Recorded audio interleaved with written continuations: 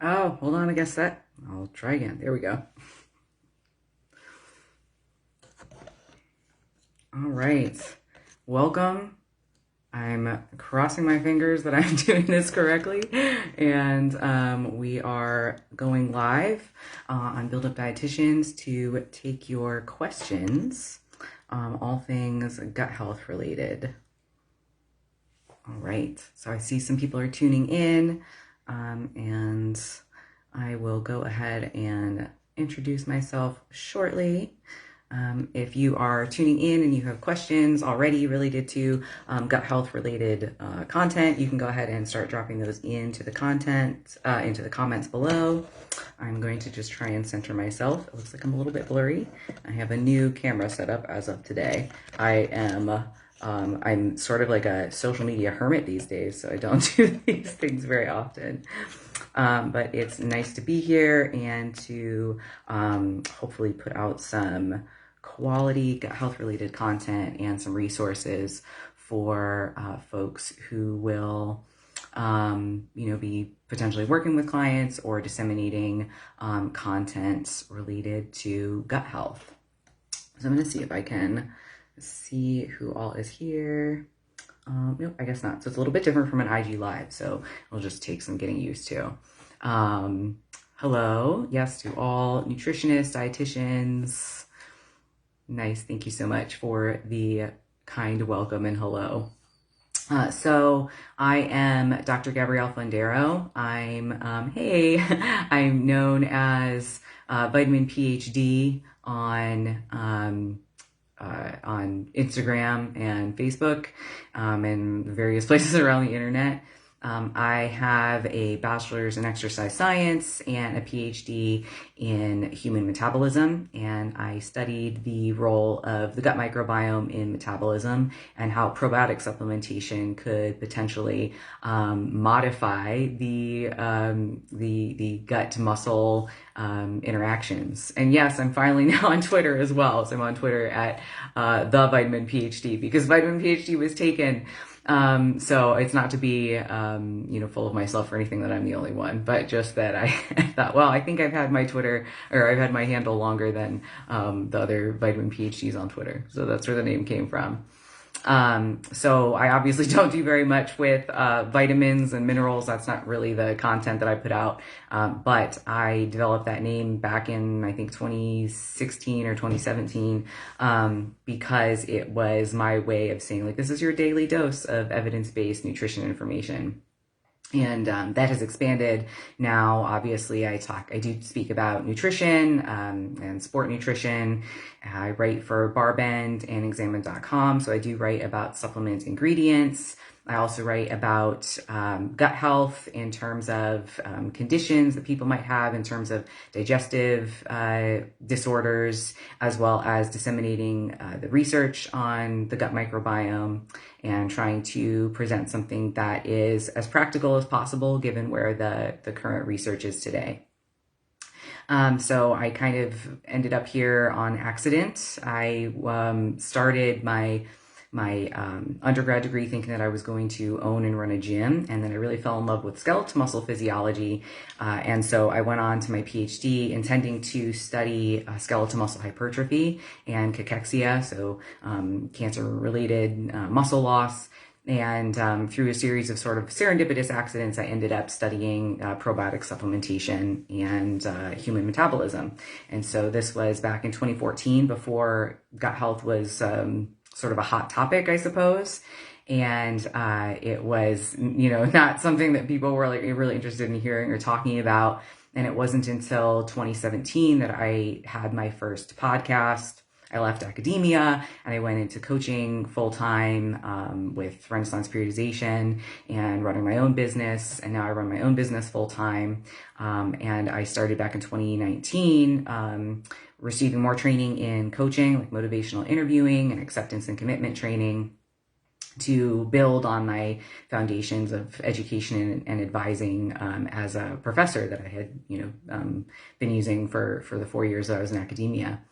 And from there, it was sort of a snowball effect of, one podcast into, two, and then it was like 3 per week for a little while. And it's been a little bit crazy, but really exciting to have the opportunities to speak about something that's so interesting and so nuanced. And then in 2019 and 2020, I started developing the comprehensive coaching framework with my really good friend Shannon Beer. And so we speak about client-centered approaches to coaching that integrate things like motivational interviewing, acceptance and commitment training, cognitive behavioral coaching, and compassionate mind training to help people sort of change their internal environment so that they can navigate the external environment in a more authentic way. And at the heart of it, it's always been about helping people make informed choices, really ensuring that they have all of the available information with the appropriate level of context and nuance. And that can be applied to, speaking about behavior change, weight modification, intentional weight loss, or the gut microbiome, because there's so much potentially in disingenuous marketing and misleading marketing out there, both in the realm of gut health and in weight modification. So I think it's really important that as we are communicating the science, we're doing so in a way that is as objective as possible, and that also provides, a high level of integrity and transparency, so that we are providing a message that is intended to inform, and rather than to, persuade or try to make someone's mind up for them by, giving them inaccurate information. So that's really like the central philosophy and why I do what I do, because I want to ensure that people are empowered, that they're making decisions that are aligned with their values, and that they're not making decisions out of fear or having been misled, or that they're using something as a means to an end that isn't necessarily guaranteed. So we have a question: if there are dietitians or other nutrition professionals who want to learn more about gut health from science-based experts, what are some good resources you would recommend? So I would say that having been on both Twitter and Instagram, I have to say that Twitter is populated by far more researchers in the field. And so there are more, professionals out there that aren't necessarily like doing any sort of coaching or selling any supplements. They're actually just gut microbiome researchers, and they are sharing their research and the research of their colleagues. And so you can start to really see a difference in the dialogue on Twitter versus Instagram, where Instagram does have a larger number of individuals who might not have received any training or education in gut microbiome science. And they are communicating as though they have, and quite often misrepresenting the literature. So although having references in our posts is helpful, we have lists of PMIDs, that doesn't necessarily mean that the person really understood the articles or that they are sharing information that was found in those articles. So that's one thing that I would recommend, just to, first start looking for a person who may have had some formal education in the area. There are also, there's a really excellent open access course that you can take on Coursera. I believe it's called Gut Check, and it's out of the Rob Knight lab. So it's Knight spelled Knight. They are the lab that started the Human Microbiome Project, or one section of it, and they run the American Gut Project. And Dr. Rob Knight is very transparent about the potential applications of the amazing amount of metadata that they have, and that we can't really draw many practical recommendations from that data, and we can potentially come up with accidental correlations. So that course is a great place to start. There are also some quality books out there. I tend to aim for textbooks, or at least books that don't have a clear diet lean to them. So when I wrote the gut health science book with Dr. Jessie Hoffman, who also earned her PhD studying the gut microbiome, we didn't do that with any sort of specific direction to say, you should eat this way, or, these are the things that you need to do to optimize gut health. It was really just a very long systematic review that we wrote with the intention that it would be accessible to a large audience. So you don't have to be well-versed in the technical side of the gut microbiome or its research, but we did want to ensure that we just provided people with objective information based on the state of the evidence at that time, which has changed in the past couple of years. But it's still a really helpful resource in terms of getting started.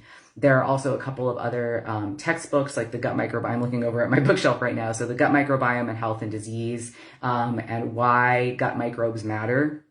So those are both actually textbooks that you can find on Amazon. And the reason I recommend textbooks is that those are purely for informational purposes. They're going to be used in something like a microbiology course. And so you can be more certain that you're not going to get biased information from those sources. There are also some helpful websites like baddut.org. So that is the website for the Canadian Gastroenterology Association. I believe that's what it is, but that's an evidence-based one as well. There's also the Monash University website. So Monash was the birthplace of the low FODMAP diet and that early research, and also looking at gut microbiome for health. That's another website that collects research and communicates it to an audience that's in a digestible fashion. And there are also a fair number of gut microbiome conferences and symposia that are being held virtually. And of course, some of those are going to be more advanced, like highly research-based talks. But it still is a way to, especially if it's something that's like very affordable or maybe is a free event, because there are certainly free events that are posted on Twitter, to look into that, because again, you're looking at information that's being communicated from researchers. I also run a monthly webinar series, and I've had Leah on, so she's been on as one of my experts, and I host a different expert each month, so a different researcher or dietitian, or I have a gastroenterologist coming up. And we speak about various topics related to sort of the myths and fads in gut health marketing, as well as the realities of gastrointestinal disease and legitimate interventions and tests. So members get access to all of those live webinars and the replays of the previous webinars. And also I put up a research bite every month. So I give a breakdown of a research article, and I provide resources there as well. So there definitely are ways to increase your knowledge around both the gut health and even the research behind it. But it's just not as prevalent, I think, on Instagram as it is on Twitter, or looking around at some evidence-based resources on the internet. Let's see. Okay, so it says we just had a post yesterday in one of our groups about leaky gut from a dietitian wondering why her patients were coming in claiming they were given this diagnosis by a chiropractor. Could you talk a little bit about this? Yes. So chiropractors are a form of alternative medicine. And if you want to read about the history, I would highly recommend reading the book Trick or Treatment by Edzard Ernst. It is really interesting to see, the history of that practice and how it has become sort of fractured in terms of the way that people practice it. So there are some chiropractors that will make unsupported claims about the effects that their treatments could have. So for example, they might say that they can treat things like asthma or allergies, or in this case, they might be making claims that they can treat leaky gut, or that a person has leaky gut. So leaky gut has become really a pseudo-scientific diagnosis that we see quite often in the alternative medicine world, although it's not just alternative medicine practitioners who make those claims. We see that in a number of different coaches, even sometimes dietitians say it. So leaky gut is borrowed from an actual phenomenon that can be observed that we actually, it used to call leaky gut, but now I just call it altered intestinal permeability. That essentially means that something has happened to reduce the integrity of the intestinal lining. So those intestinal cells aren't being held snugly together, and the intestine has become a little bit more permeable to substances that can cause some form of dysregulation in the body. And so that's a condition, or I should say a phenomenon, because it's not a disease, it's not a diagnosable condition. This is a phenomenon that we see co-occurring with other diseases. So for example, a person with non-alcoholic fatty liver disease may be more likely to also have altered intestinal permeability. We also see this in individuals with inflammatory bowel disease, with IBS-D, and other forms of liver disease as well. And we also see markers of increased intestinal permeability in terms of increased endotoxins that can come from intestinal microbes after a person has eaten a very high-fat meal. And we also will sometimes see these levels higher, just kind of chronically circulating in individuals with type 2 diabetes or individuals who have obesity. Now, that's not to say that leaky gut is the cause or consequence of any of these diseases. We actually haven't been able to establish that yet, nor have we established any external symptoms of leaky gut. And in fact, the evidence thus far indicates that there are no symptoms. Like, so a person wouldn't be feeling, have GI distress or fatigue due to altered intestinal permeability. So it's something that is diagnosed because there's no real way to prove that a person's wrong. If someone says you have leaky gut, that explains your fatigue. It's not easy for a patient to go and have that measured. It's not something that's, that leaky gut, there's really only one marker that's going to be measured in a clinical setting when people are trying to screen for inflammatory bowel disease. So it's very hard to prove that diagnosis wrong. And also it seems like a plausible or a logical answer, and it's an answer. And sometimes people need an answer more than they're interested in having the truth, which could be that, your sleep quality is really poor, or, you're been in a chronic energy deficit for a very long time, and that's why you're tired. So when a person says, oh, you have leaky gut, I'm going to tell you have this problem so I can sell you the solution. That happens quite often with leaky gut, with dysbiosis. Often you'll hear people say this is a root cause. And when you hear that, that really is a red flag type of statement that you might not be working with a person who is basing their interventions and their recommendations on strong evidence. That's my elevator speech on leaky gut. So it's not a complete myth. It's not something that doesn't exist at all. It's just that it's misrepresented, which is often what we see with alternative medicine. Yes. So one of the hot things right now seems to be testing the microbiome or fecal testing, and then using this to prescribe a diet and supplements. And what are my thoughts on this kind of testing? This is another example of an intervention that borrows some truth. So there's some science to this, but it goes very quickly in the direction of science fiction. So in these cases, a company will take a stool sample and they'll measure the level of both the number and the types of microbes that are in that stool sample. And they'll do this with one of two methods. They might use a 16S RNA method, which provides a fairly high level of resolution. So we can sometimes see the species level, but it only looks at bacteria. It doesn't look at the other types of microbes that are in the stool sample. In other cases, they will use whole genome metagenomic shotgun sequencing. And in that case, they actually are looking at the DNA, and they're able to identify every microbe available. They might not actually be able to name them, because they have to then compare all of the microbe barcodes to reference libraries. So someone else has to have identified this microbe and been able to give it a name based on where it fits in the taxonomy of known microorganisms.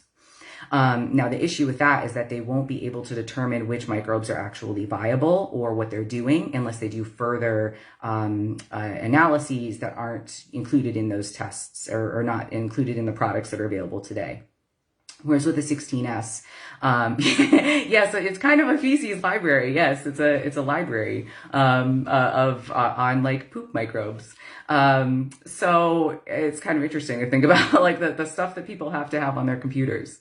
Now, on the other hand, when they are looking at 16S, they will be able to determine that those microbes are actually viable. But again, we're only looking at one group of microbes. And although numbers matter, that's not the whole picture. We also know that there are some microbes like methanogens, which are a member of the archaea domain, that their numbers are very small, but they play a major functional role in the gut. So when we're looking at just the numbers of microbes, we're not getting a clear picture of the overall functionality of the gut. Now, there are some tests that might include certain genes or certain enzymes, but again, like when we think about the complexity of human metabolism, the complexity of the metabolism of the microbiome as sort of a supraorganism is far more complex. Like their genomes are far, far greater than ours, like thousands and thousands of genes. So it's a much more complex system. And so when we take this sort of snapshot, it's a single photograph of what of your current fecal microbes. The other thing that we're missing is that the composition and activity of microbes that are actually in your gastrointestinal tract. So the fecal microbiome is actually significantly different from the microbiome that we would see in the small and large intestine. And even when we take a cross section of intestines, what we see in the lumen or the center of the intestine is significantly different from what we see in the mucosa or the mucus layer sitting on those cells. And so what can happen then is we end up getting just a representative sample, but it's not a very strong representative. It's not a very strong representation of what's actually going on in the whole length of the GI tract.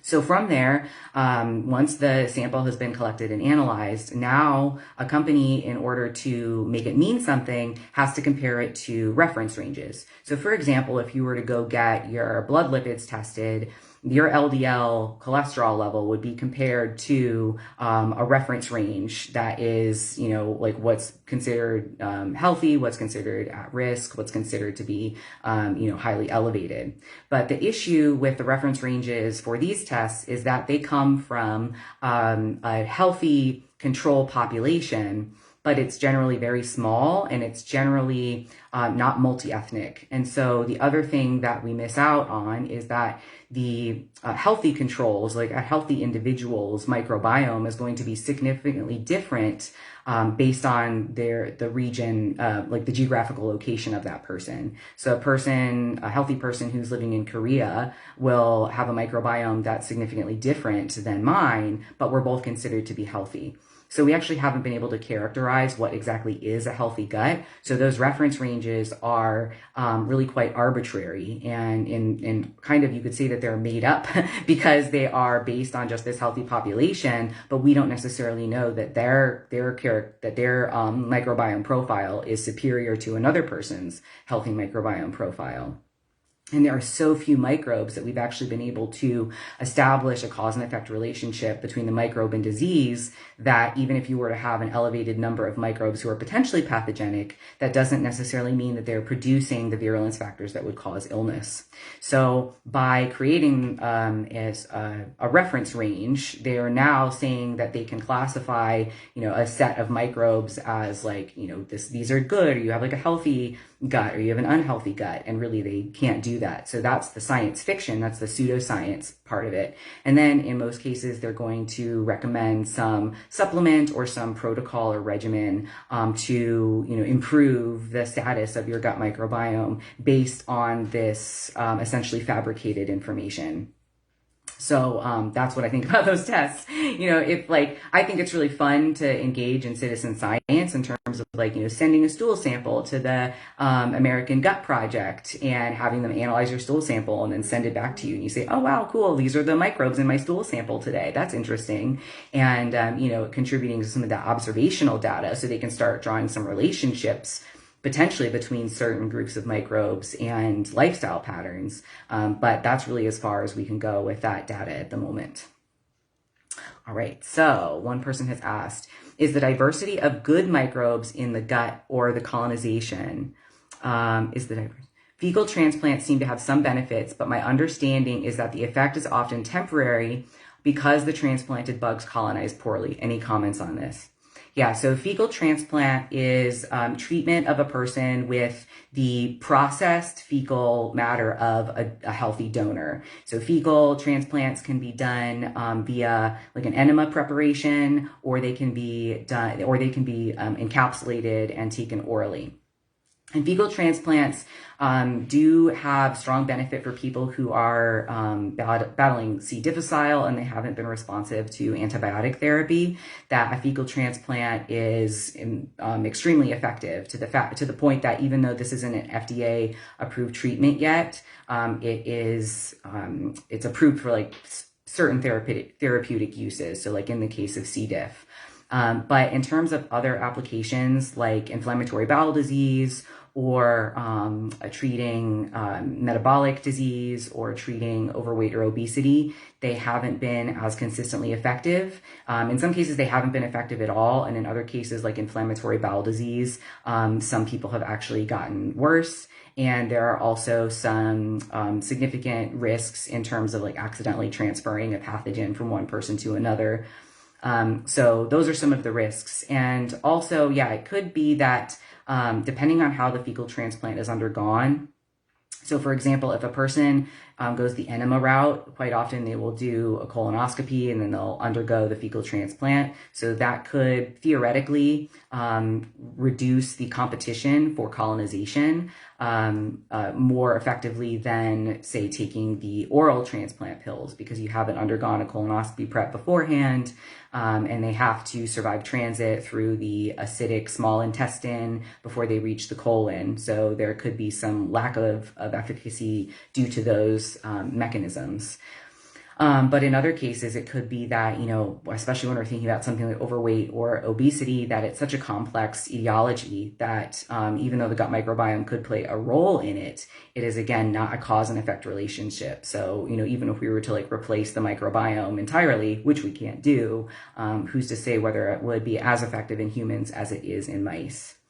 And I'm not sure exactly if the first part of your question, when you ask, is the diversity of good microbes in the gut or colonization, I just wasn't sure what that question meant. So you can go ahead and, if you missed a word or something, go ahead and ask that one again. So let's see. What do you think about taking a probiotic supplement if you are a healthy person? It seems like there are so many products like this, and probiotics are being added to some food items. And yes, I will definitely type in here my social channels so people can find me.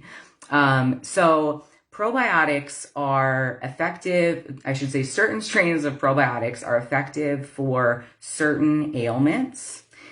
So for example, if you were to be experiencing traveler's diarrhea or antibiotic associated diarrhea, you could perhaps take an S. boulardii probiotic, which is a yeast, and then you could have reduced diarrhea symptoms. Or there are certain strains that could be helpful for certain symptoms of IBS or IBD.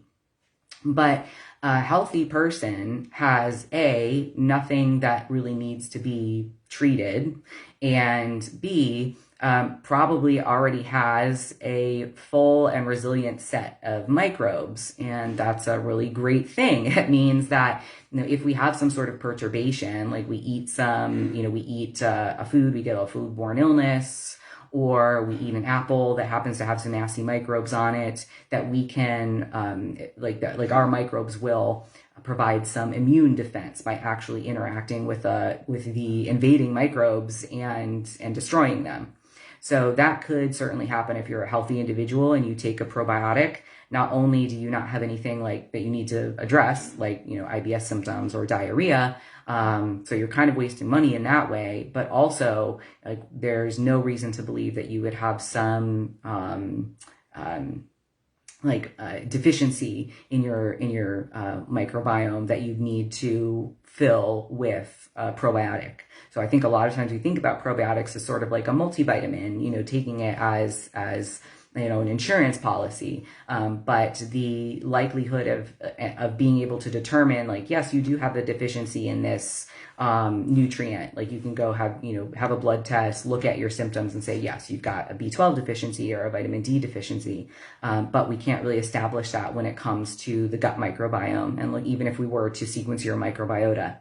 And so what we often see is in individuals, whether they're healthy or not, but like quite often people will take a probiotic and it doesn't actually change the microbial ecosystem, even though it comes out in the fecal sample. They'll see higher numbers of the probiotic microbes in the fecal sample, but they haven't done anything on the way through. So long story short, you can definitely save your money on probiotics and opt instead for prebiotics, foods that contain prebiotics. So whole grains, fruits, vegetables, legumes. Those contain microbe-accessible carbohydrates that your existing microbes will be able to use for energy, and a high amount and diversity of those prebiotics ensure that your microbes don't have to compete so much. If you have a few that want to have the same thing for lunch, they're not going to have to fight for it. So that's a more evidence-based way of supporting microbial diversity. And especially when we're talking about prebiotics, that those are used preferentially by microbes that we consider to be likely beneficial. So I think it's much more cost effective to eat fruits and veggies rather than buying probiotic supplements. So hopefully that was helpful. It looks like we are up to our half-hour mark, so that's really surprising. It really flies by. Thank you so much for having me. And okay, so Jennifer, it looks like you've asked about SIBO and discussing SIBO testing efficacy and treatment. So it is something seen in modern medicine. I will say keep your eyes peeled for content coming up on SIBO, and that's all I can say about it for now. But thank you again for having me. I will also be sure to type somewhere like in the comments below here. You can find me on Instagram and Facebook at Vitamin PhD, and on Twitter at The Vitamin PhD. So thank you so much for joining me and asking fantastic questions, and I look forward to seeing you all on the internet.